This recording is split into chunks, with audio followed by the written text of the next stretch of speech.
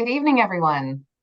I'm Michelle DiMarzo, the Curator of Education and Academic Engagement at the Fairfield University Art Museum, and it's my pleasure to welcome you to this all-virtual lecture by author Arnie Bernstein. You'll be seeing on screen a set of one slide.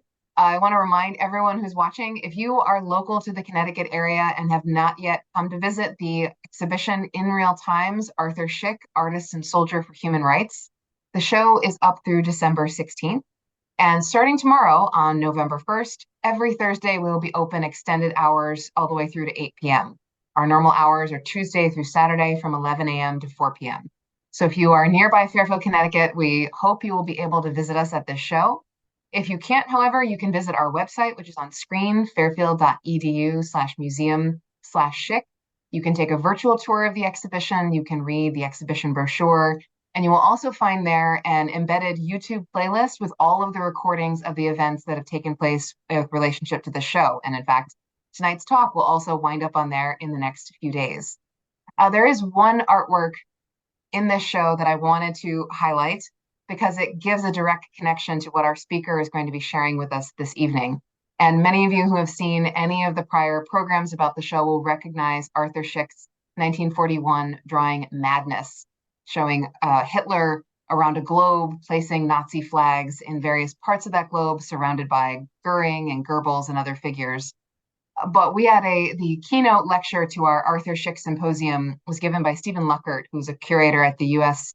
Holocaust Memorial Museum in D.C., and he had made a really interesting observation about this drawing, and that is that the snake that you see coming out from underneath the globe, which you can see in the detail, has swastikas all over its back. He pointed out that it is not just any snake, which of course can be read as a symbol of evil, but is specifically a North American rattlesnake. And he pointed to this drawing made in 1941 in September, before the United States had entered the war effort. And he suggested it might have been a very subtle way from a very intelligent artist of reminding Americans that Nazism and fascism were not only problems on the other side of the Atlantic, but in fact, there were many homegrown Nazis hiding in the United States. So the call also coming from inside the house, you might say, which takes us to our speaker this evening. And we are joined from Chicago, Illinois by author Arnie Bernstein. He's going to be speaking to us tonight about Southbury, Connecticut, so not far off from New Canaan, Connecticut, where Arthur Szyk lived the last few years of his life, not so far from Fairfield University. He is the author of several books, including a book entitled The Bath Massacre, America's First School Bombing, and also Fritz Kuhn and the Rise and Fall of the German-American Bund, Swastika Nation, which he's going to be talking with us about this evening. You can see more of Bernie's work if you visit his website, which is linked there at the bottom of the screen. And I also want to mention that his talk is being generously co-sponsored by the Department of History at Fairfield University. So please join me in giving a big virtual welcome to Arnie Bernstein. Hello. Hi. Welcome from Chicago, where we had snow yesterday. So the book is Swastika Nation, Fritz Kuhn, The Rise and Fall of the German-American Bund. They were a small but very noisy pro-Nazi organization of the late 1930s. Just get started then. They had their roots in World War I. World War I was very difficult for Germans who were living in America. The families had been here for generations, or perhaps they were new immigrants. But I mean, you can see in the newspaper that it says Hun language will be abolished in high school. Little demand for it now. Beethoven was pulled from, symphonies, and in some of the worst cases, people were, trapped to the public square and made to kiss an American flag. Things like, sauerkraut became Liberty cabbage. Things like that. Everything German was, pardon the pun, verboten. And what happened was that Germans realized they needed to band together here in America after the war. Now, there was the Von Steuben Society, which was designed to rehabilitate Germany's image here in the States. But there were other things. And these are the predecessors to the German-American Bund. First, there was the Free Society of Teutoniya, which lasted about 10 years. And then there was the Friends of New Germany, which lasted about 2 years. Now, these were, they were looking back to Hitler. They were looking back to what was going on, the rise in Nazi Germany, and they styled themselves after what was going on. You can see the similarities in the uniforms, in the Sam Brown belts around their chest there, the swastikas, obviously the eagle, and they were fairly large, fairly active, nationwide organizations both, but really poorly held together. And in fact, Germany was embarrassed by them, and they because at the point we were still trying to figure out Hitler and could we work with him. Remember Joe Kennedy and Chamberlain in England both felt that perhaps we could work with them. And so the German command demanded that the Friends of New Germany be distant. They had, however, in Germany, the Friends of New Germany, was a guy named Fritz Kuhn.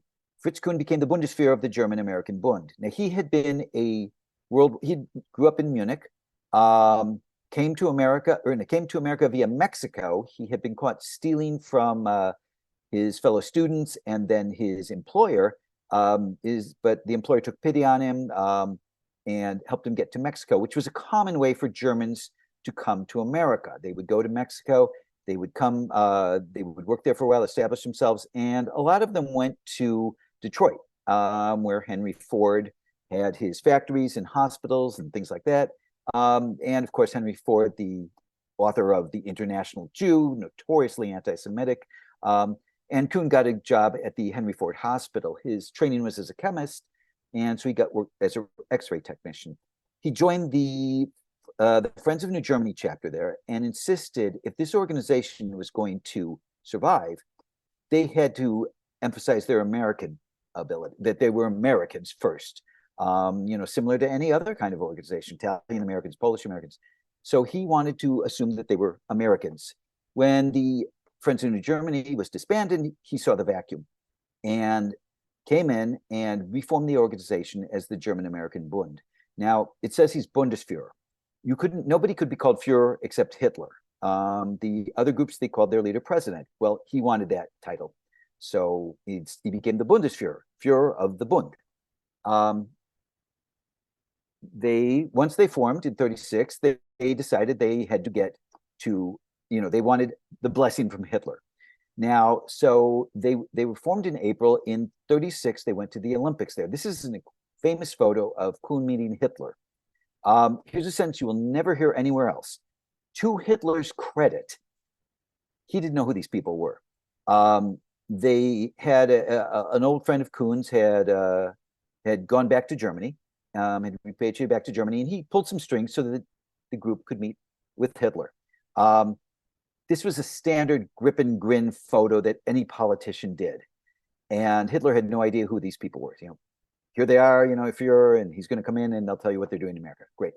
So they talked a little bit, and then Hitler said to them, go back and do your work. Now, Kuhn thought this was the blessing he had been looking for. And so when they got back to America, they decided they were going to endorse someone in the presidential election that year. And when they endorsed Alf Landon, because Roosevelt, of course, was Rosenfeld, a secret Jew, as they believed him to be. The American embassy the American State Department went to the German embassy and said, what's going on? Are you getting involved in our politics? And Germany quickly took a hands-off position with the German-American Bund. They provided them with propaganda, but little else. Regardless, they were loyal to Hitler. And Kuhn wanted to be the American Führer. He dreamed of a country that became a fascist country with him as the Führer. Now, they had camps. These were family retreats. They had Oktoberfests, things like that. These weekend retreats, as you can see, it looks like a Nazi rally, except this is the United States of America. You can see a lake in the background. That's where they would have swimming activities for the kids, things like that. All kinds of stuff. This is Camp Siegfried in Yaphank, Long Island, Adolf Hitler Street, Goebbels Way. You can see there, they have both the American and the Nazi flag in the background. Southbury, Connecticut. what happened there. In September, the German Businessmen's League bought a plot of land. The German Businessmen's League was a front for the German-American Bund. Gerhard Kunz, who was the propaganda chief, when it became obvious that when Southbury learned who was the German Businessmen's League, they didn't want them here. They did not want the German-American Bund to build a camp in their backyard. In the area was known as Kettletown.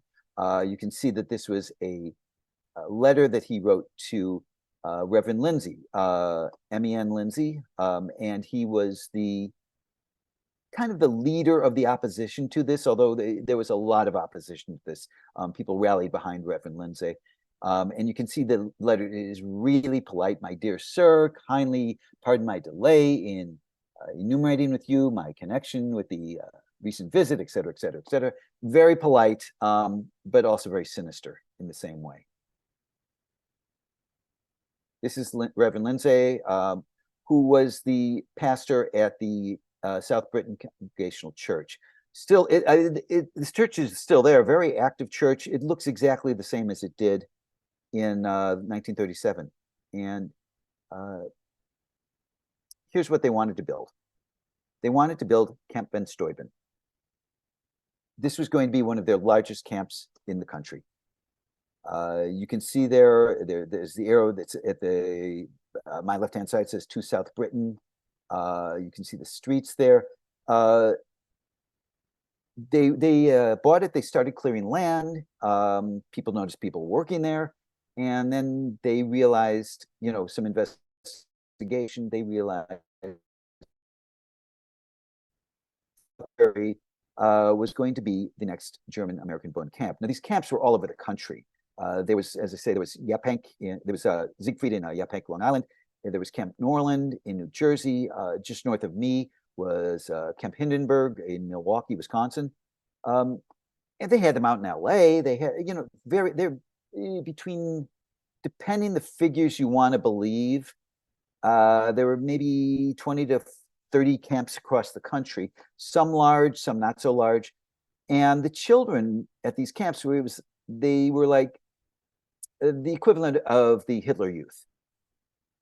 Everything here was going to be, Papa bands, the Oktoberfest, the activities for the children, but also the more sinister aspects too, the training.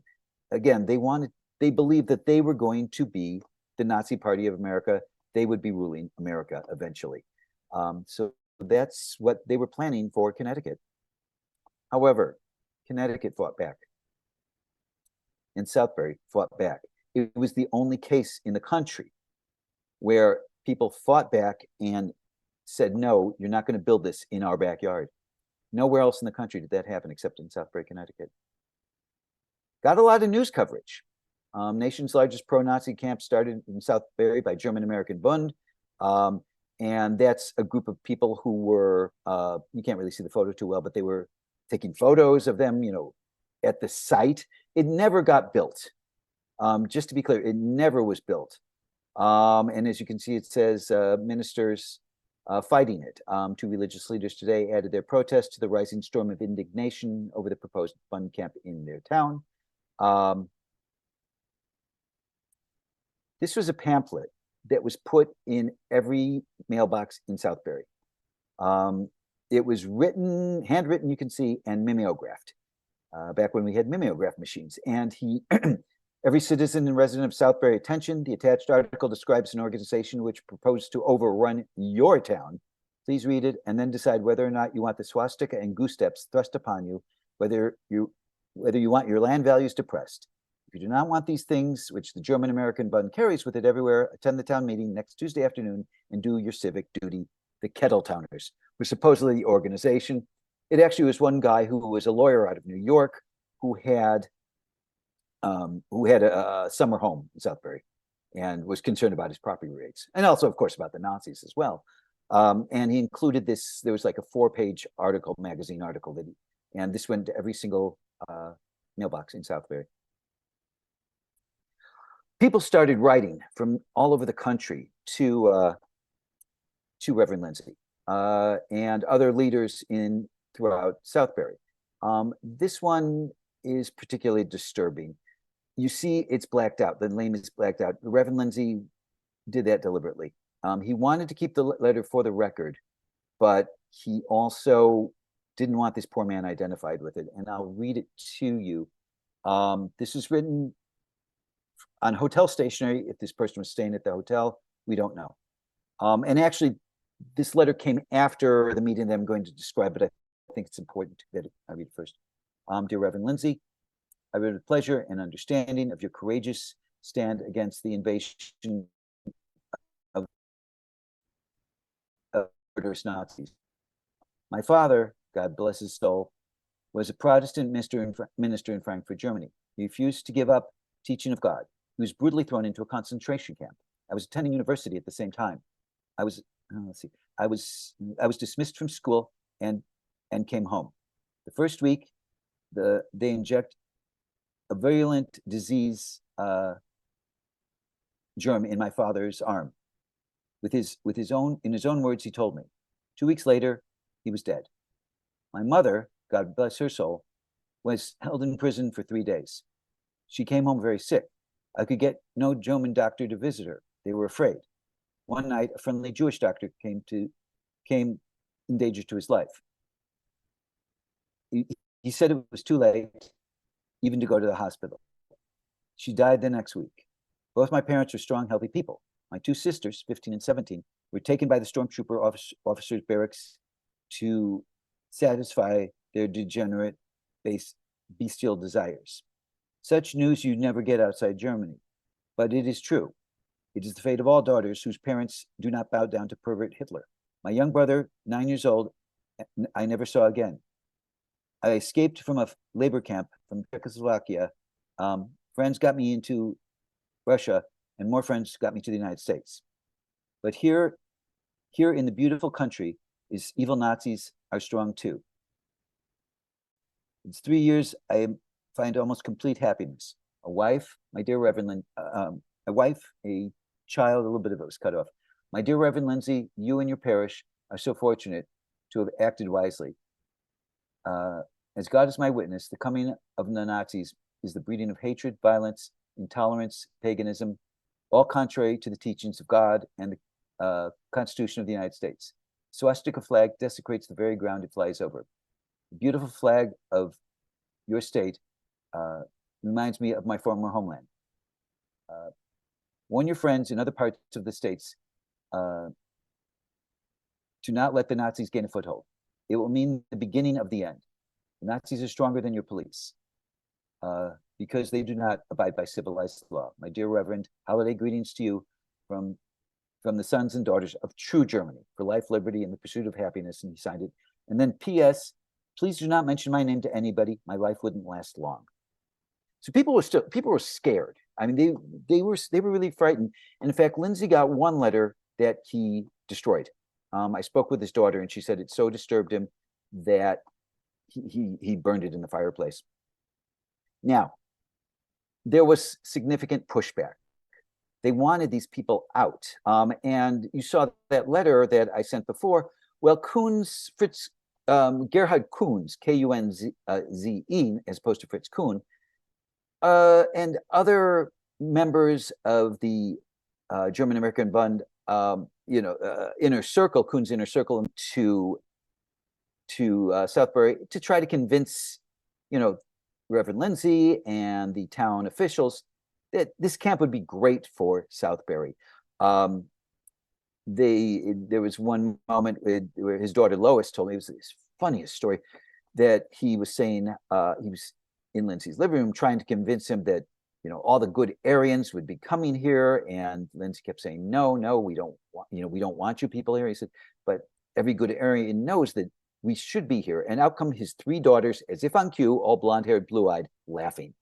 But there was also some sinister things. There was a car that people saw driving through town that was big and black and had men in it that nobody recognized.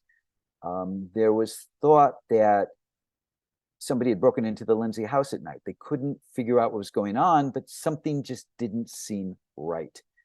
These people were scary, and they wanted their camp there, and they were pushing back against the people who were pushing back. Now, Reverend Lindsay delivered a sermon on Sunday, November 19th, 1937. This is the sermon that he delivered. And nearby, Reverend Manley, who was another person another minister who also spoke back, came, gave a sermon that day too. This is the Sunday before Thanksgiving, I should point out. And I should also point out, at that point, there was no Jewish population in Southbury. Today, there's a thriving Jewish community. They have a Reformed synagogue. And it's really a lovely community. But these were people who were standing up because they saw the evils of Nazism. And they didn't want it there. Lindsay gave an incredible speech, a sermon on that Sunday. He donated all his papers to the Holocaust Museum in the U.S. Holocaust Museum, excuse me, in Washington, D.C. There's a lot of Holocaust museums. And that's a quote from his sermon. They're undesirable, first, because they are unchristian, second, because they are un-American, and third, because they are pro-Nazi. And that's the actual paper that he read off of, and that's the typewriter that he used. I'm a typewriter geek. It is a Smith Corona folding typewriter, which I really want. I really want one of those. But that's the actual typewriter that he used to give his sermon. There was a meeting in November 23rd, a few days after this, after Reverend Lindsay's sermon. And it was a resolution that they did not want the Nazis to come in. And you can see so many people signed it. And they were marching. You can see, "Old Glory is our flag. Southbury wants no swastika. United States show no way to Nazi camps." Now, how did they prevent the Nazis from coming in? How did they prevent these Bundists from coming in? Well, they worked the law. First, they worked, they made laws that were zoning laws, that you could not have people marching in uniform, in any kind of military style, which was patently anti-First Amendment. And people noticed that, pointed out that the Boy Scouts couldn't do it. So they kind of amended and tweaked the law. That, as I say, it was a zoning law. It wasn't, but it wasn't, a legal law. It wasn't. It really skirted the First Amendment. And had they taken him to court, the Bundists could have won. They could have beat this zoning law. So they had to find another way to stop them from building this camp. What did they do? Well, they found these people building and cleaning out the brush in the Kettletown area where they wanted to build this camp. They found them, they were doing it on Sundays. Well, at that point, Connecticut had what were known as the Blue Laws.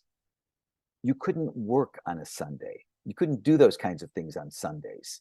So they had these people arrested. And they were taken to court, and they were found in violation of the Blue Laws. It became a real fight. And they decided it wasn't worth the fight.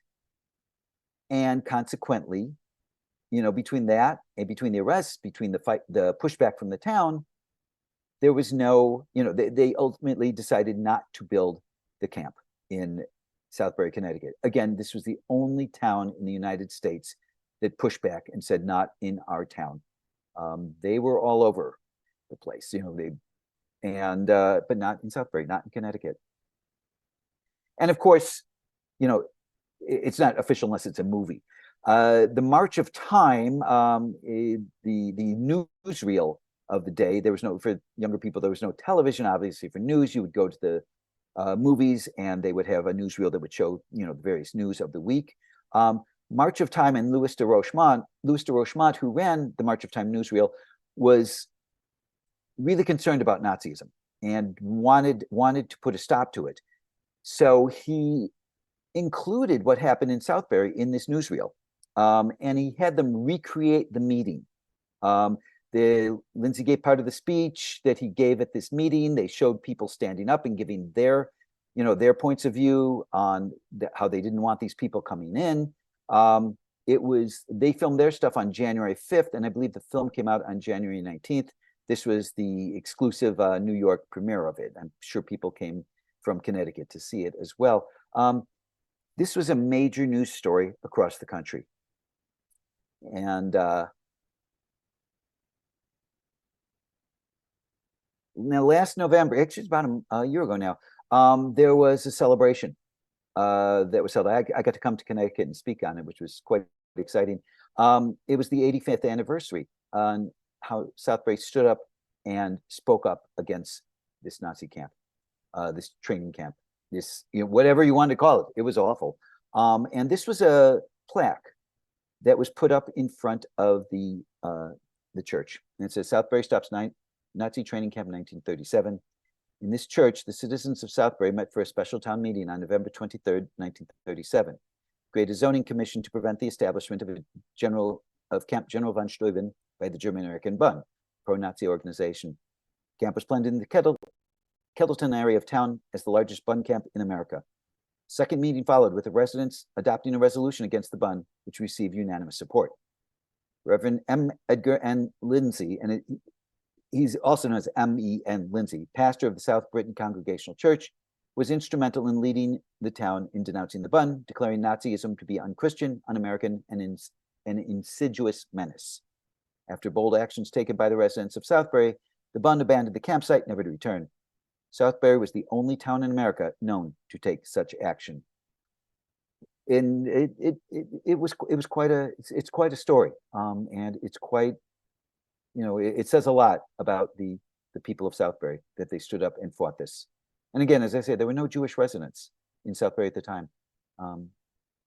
Now, as for the rest of the Bund, let me tell the rest of the story in a few minutes that I can, and then we'll see. Okay.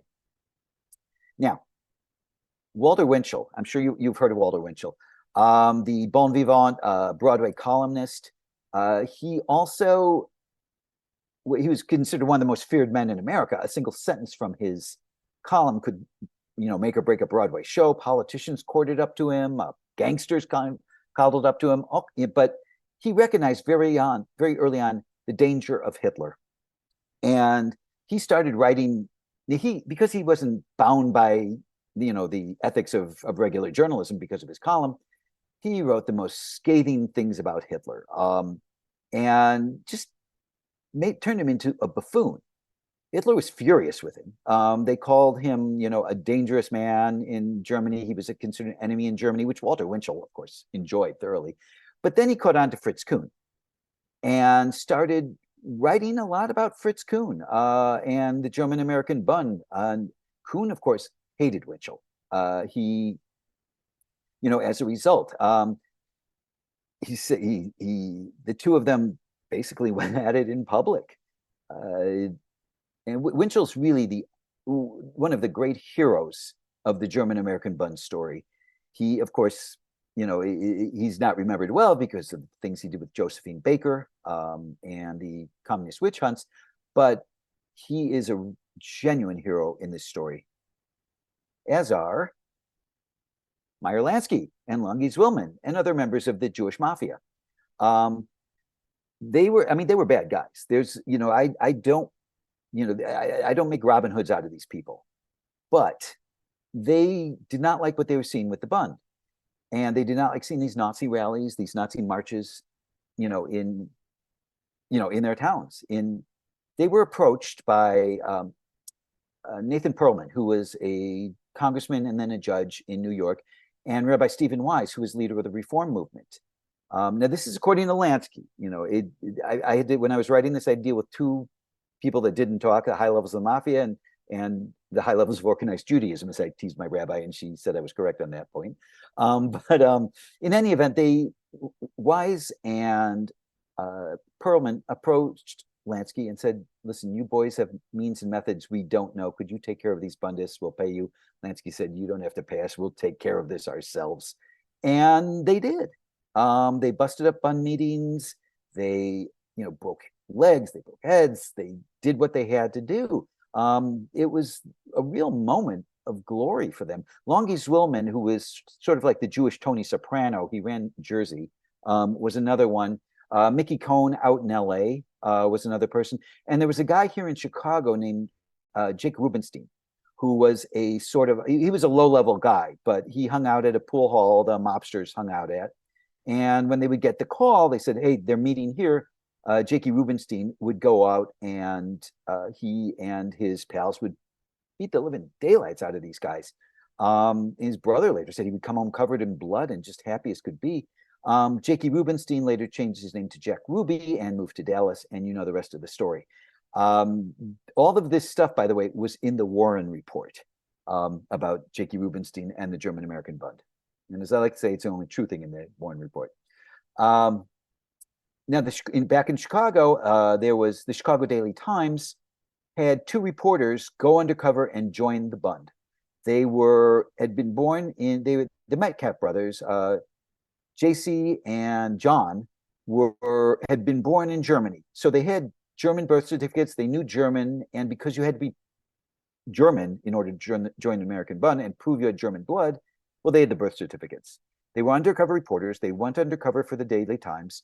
They came and they bought him. One of them got into the highest levels and became a close confidant of Fritz Kuhn.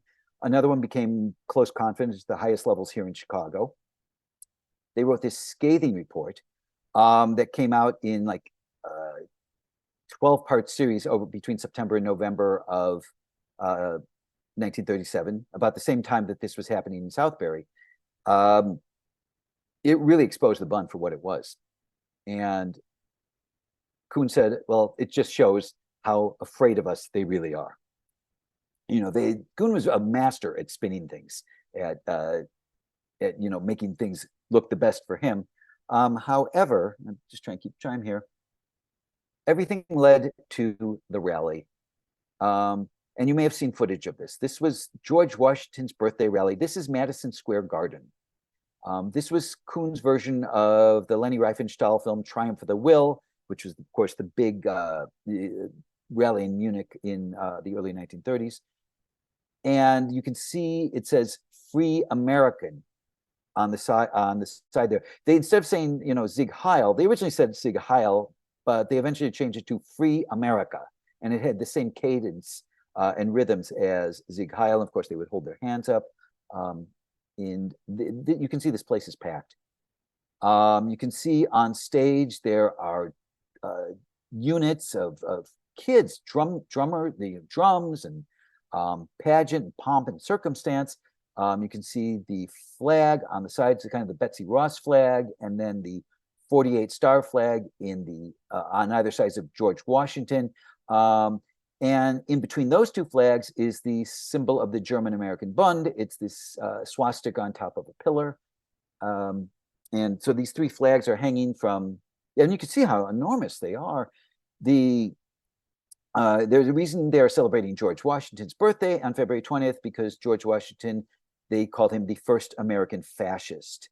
Again, they wanted to prove that they were an American thing. And of course, we know George Washington was a fascist. But they had speeches, they were, all kinds of things. It was huge. It was an enormous rally. And here's the advertise, pro-American rally. That's what they called it, the pro-American rally. And then, of course, the Rangers playing the next week. These are some of the things that you can see. You can see how young these people are too, holding the American flags, and of course the Nazi symbol there too. Outside there were, there were 20,000 inside. Outside there were estimated 100,000 people wanting to kill these guys. It was an enormous protest. There were more of the good guys than there were of the bad guys, and this was everybody. Trotskyites, Republicans, business groups, Jewish veterans, student groups, you name it, they were there. Now, this was the largest police presence in New York history until 9/11. That's how enormous the police presence was there. And the police chief said, "We have enough men here to stop a riot," which There were fights that broke out. As you can see, there were no specific riots, but there were fights that broke out. Certainly between pro Bund and the 100,000 anti-Bundists. It was quite a scene. It was quite a scene. You see the cop on the horse there. Somebody punched a horse and was arrested for punching a horse. And it was just a wild scene on the outside. On the inside, many people gave their speeches. Kuhn started giving his speech. When up came Isidore Greenbaum, Jewish guy who had somehow, he bought a ticket. He was able to get in, and he was waiting. And when Kuhn started to speak, he rushed the stage, grabbed the wires to try to stop Kuhn from speaking. He was surrounded by these, what were known as the OD. It was short for a German word that I cannot pronounce, but they were essentially the SS. They were Kuhn's SS. They beat the living crap out of this guy. And it looked like something out of Berlin. You can see the footage on YouTube. And the police basically saved his life. He had his pants pulled off him. He was bloodied and beaten. And the police hauled him off because he had illegally, interrupted the rally, and people were cheering when he was getting beaten up. You can see in the footage, little kids in the back grinning and as they watched this. He went to night court and was told by the judge, do you know, you could have gotten people killed by jumping up like that? And he said, do you know that people could be killed by what he is saying up on stage? And he was given a choice of either being in spending like 10 days in jail or paying a fine. Well, his friends came to court and, chipped in to give him the fine. And so did the New York police, who didn't like these Bundists, and they all chipped in too. And so he, paid his fine and was out that night. Congressman Martin Dees. Now the Dees Committee, they were special. It was called the Special Committee to Investigate Un-American Activities. Eventually became what we know as HUAC, the House Un-American Activities Committee, and they investigated the Bund, and as was the FBI. And you can find all the FBI files online. I have them linked to my webpage, by the way. And Kuhn had to testify in front of the Dees Committee. And you can find that as well online. It's really interesting stuff. He was joking his way through it. He was cat and mousing them. He wouldn't give them a straight answer for anything. And of course, Fiorello LaGuardia and prosecutor Thomas Dewey. After the rally, Fiorello LaGuardia didn't want this in his city, and neither did Dewey. And they wanted to put a final end to the Bund. Now, people may not know, LaGuardia's mother was Jewish. So he was half Jewish. She was from Italy. And his sister was actually in a concentration camp. And they kept her alive because they thought she might be a bargaining chip, because she was sister of mayor of New York. But they wanted to get Kuhn. They wanted to stop him. Now, you could not get him on for what he was saying. You have the right to be obnoxious. But they wanted to get him on something else. So they did some investigating, and they discovered the Bund had not paid taxes on a lot of the things that they'd sold, either through their own auspices or even at the garden that night, at Madison Square Garden. And so they thought, just like Al Capone, they couldn't get him on murder, they were going to get him on taxes. And Dewey said, no, we could get him on something bigger than, just all these tax violations. And they got him on something bigger than tax violations. Girlfriends. Kuhn he was a womanizer, a notorious womanizer. And he had women left and right. He was sort of, who knows? Now, Florence Camp was the golden angel. That's what he called her. Now, he had used they had something in the Bund called, and I'm trying to speed up here, the leadership principle, where you do what the leader says, and the leader's in charge of everything, including the money. So he was found embezzling money to his girlfriends and pay for his romances. Florence Camp was the golden angel, one of his, and the other was Virginia Overshiner, Patterson, Stark, Blankenship, Seeger, Gilbert, Kahn, Cogswell, Raymond, Kaplan. She was famous for being married over and over and over. She was also famous for being Miss America. She was pointed out as, people said that he was involved with Miss America. except she wasn't Miss America. When I contacted Miss America people, they said there's no way she was Miss America. And it turned out she was either lying, or there may have been a counterfeit pageant where she might have won. But you'll see many histories that say that she was Miss America. No, she was not. In a way, she and Kuhn deserved each other because they were so self-aggrandizing. But in any event, they got him on embezzlement. And that's how they brought down Kuhn, and the German-American Bund started, falling after that. And of course, after Pearl Harbor, it was over. Kuhn, post-conviction, was sent to Sing Sing. After the war, he was deported. He died in obscurity in 1951. And that is a brief history of the German-American Bund and Southbury, Connecticut. Well, thank you, Arnie, for that. That was fascinating. Sort of trip. And I was just noting there right at the end, he said he died in obscurity in 1951. And Arthur Schick, the artist who's the Focus Bar exhibition, died in New Canaan, Connecticut in 1951. So interesting. Not in obscurity. And it's funny, was reported that he had a massive heart attack, and one of the reasons his wife assigned to why he had this heart attack was because he had been subpoenaed to appear before the House Un-American Activities Committee, the follow-up to the Dees Committee.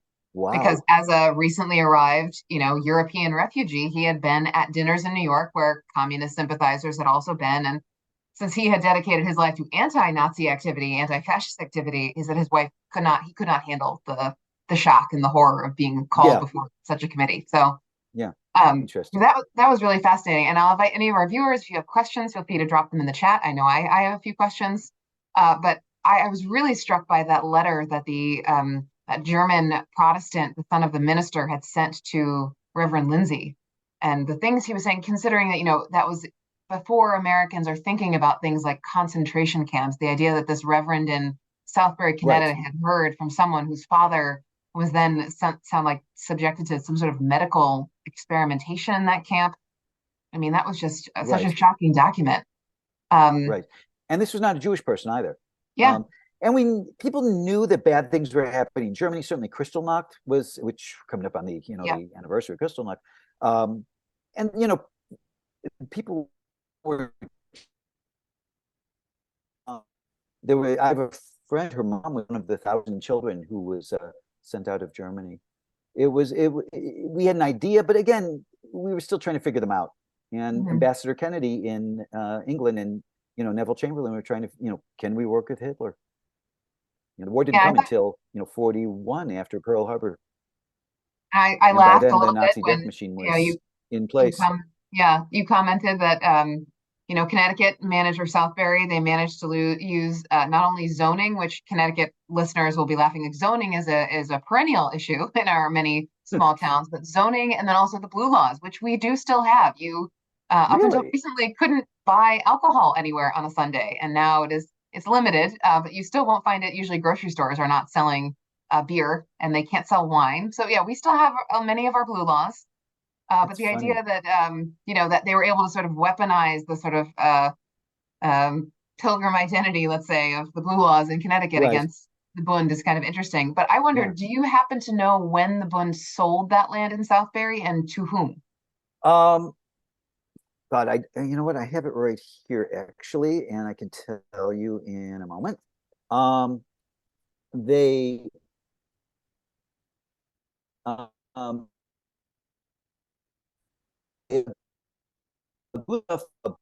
Beckel, I'm not sure.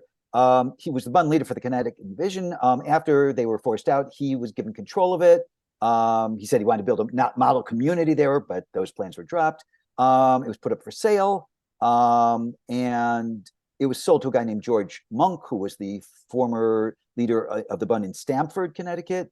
And he kept it, used it, the lumber, and then he sold it off, starting in 1972, actually. He held on for a long time.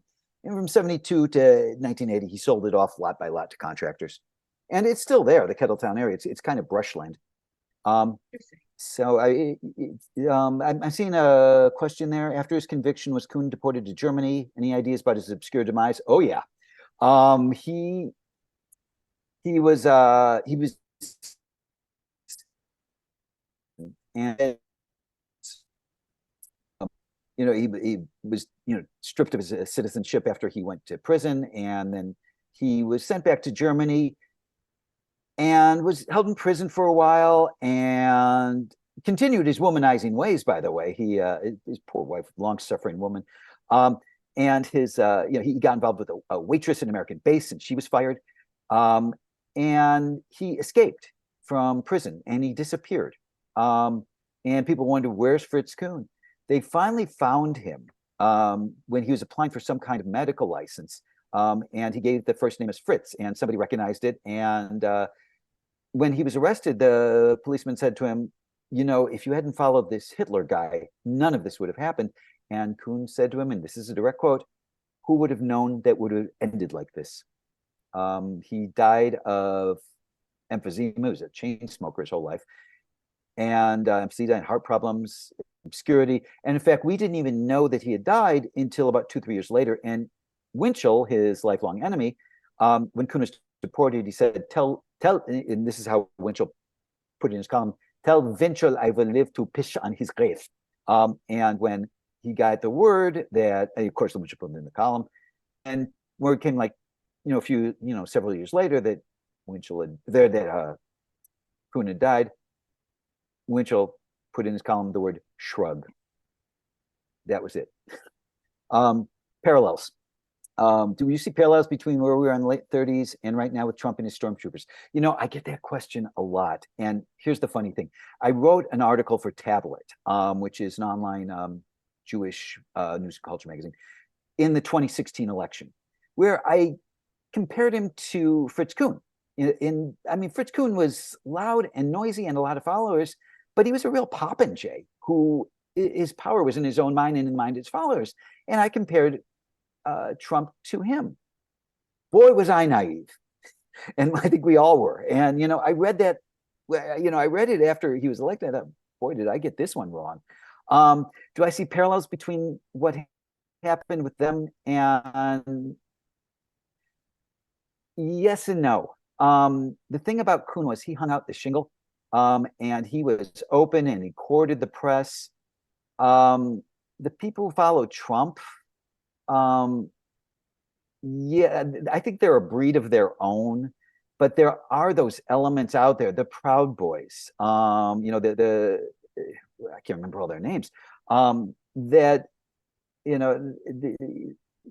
they're more dangerous, I think.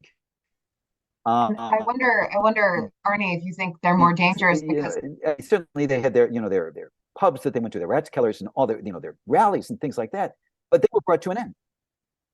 I'm sorry, am I breaking up? No, I was breaking in when you were breaking up there a little. Okay. I wonder if you think that one of the reasons why they might be more dangerous now is because they have learned lessons from what happened with the Bund. For example, one of the things that brought them down in Connecticut is that they tried to have a very formal camp and these formal parades. And right. If you decentralize, it's a little bit harder for a town to take action in the way that Southbury so notably did. And I think the major difference here is that they have today we have something called the internet and the cell phones and all those things, and they can connect in a way that Fritz Kuhn could have only dreamed of, and that's in secret.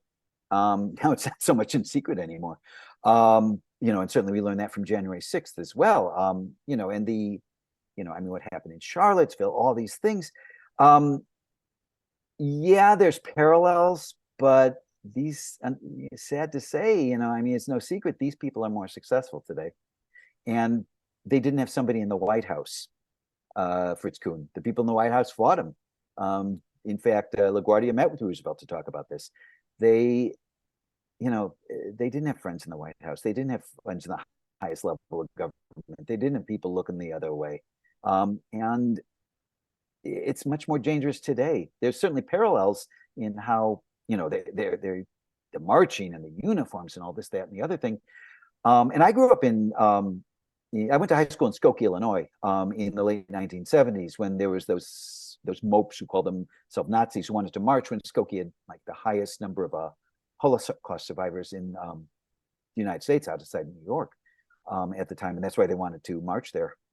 They didn't. It's a long struggle you can read about, elsewhere, and that ultimately led to people talking about the Holocaust. People didn't talk about it before, and led to the Illinois Holocaust Museum, which is a wonderful museum. But links, yes and no. It's such a hard question to answer. It used to be an easier question to answer until Trump got elected. And then after the insurrection, it became a much harder question to answer. We have another question about, are there links between the Bund and the Catholic Church? Not that I'm aware of. They didn't particularly care for any kind of religion except their own.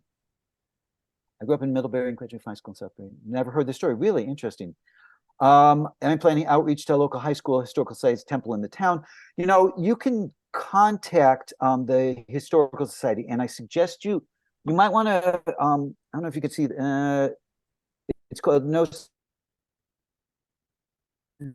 It's like fuzzy here. No Scholastic is in Southbury by Melinda Elliott. She did a wonderful book on this. You can contact Melinda Elliott at the Historical Society, and she can tell you everything that you need to know if you want to have outreach, if you want to have discussions. She's the one to talk to. I did come there twice. I came after the book was first published, and then I came out there last year. And I'm certainly happy if you ever want to talk a Zoom thing. I don't advertise here, but if you ever want me for a Zoom book discussion or something like that, I'm happy to do it. But really, the person to talk to is Melinda Elliott at the Southbury Historical Association, and Ed Edelson too, who was a major force in getting this story back into the world. And I think when you showed that plaque that's now at the church, it's clear that the citizens of Southbury are very proud of this aspect of their history, rightly so, since they're the only place in the United States that managed to successfully turn away one of these sites. Yeah. And I'm sorry to say that about a week or two after this wonderful, wonderful celebration, where we not just looked at the past, but also looked at how do we stand up to such forces today. It was a wonderful if anybody was there, if you were there, would you type it in the message thing? Because I'd be curious. But about 2-3 weeks later, some people came in the middle of the night and left their pamphlets and stuff on people's lawns and things, that were this stuff. White supremacists which are in was Connecticut. genuinely They frightening. are actively recruiting in Connecticut. We hear Oh about yeah. this. Yeah. Oh yeah, we've had it too. I mean, even in, we had some clown, a few years ago in my neighborhood left that kind of stuff, and it's still there. I mean, it's out there. It hasn't gone away. Oh, you went to the middle school in Southbury, and Speaker Kim talked about in 2007. Oh, okay, great. Yeah, that was pre me. Yeah, good. That's good to Well, know. we are just about wrapping up, but I wanted to remind Arnie, you have something people can keep an eye out for in the future, even though you can't tell us all the I details. can't talk about it, but I was interviewed for a major documentary that is coming up. I can't say what public television it will be on, but you can probably get a pretty good idea from there. So keep your eyes on it. Sometime, I've been told early next year, we could be anytime January and March, maybe later. But keep your eye on it, and certainly, feel free to reach out to me on via my website, or I'm easy to find, unfortunately, on the internet. Sometimes too easy. But yeah, I'd be happy to talk if anybody wants to talk or anything like that. Just feel free to reach out. It's and it's Arnie, not Mr. Bernstein. So thanks for you, having me. Arnie. This is great. This is fantastic. And ArnieBernstein.com, people, for those who are looking for him online, he said he's pretty easy to find. If you're in Connecticut and haven't seen the Arthur Schick exhibition, you have until December 16th. We hope we see you there. And thank you everyone for watching, and we will see you at our next event. Thanks for having me.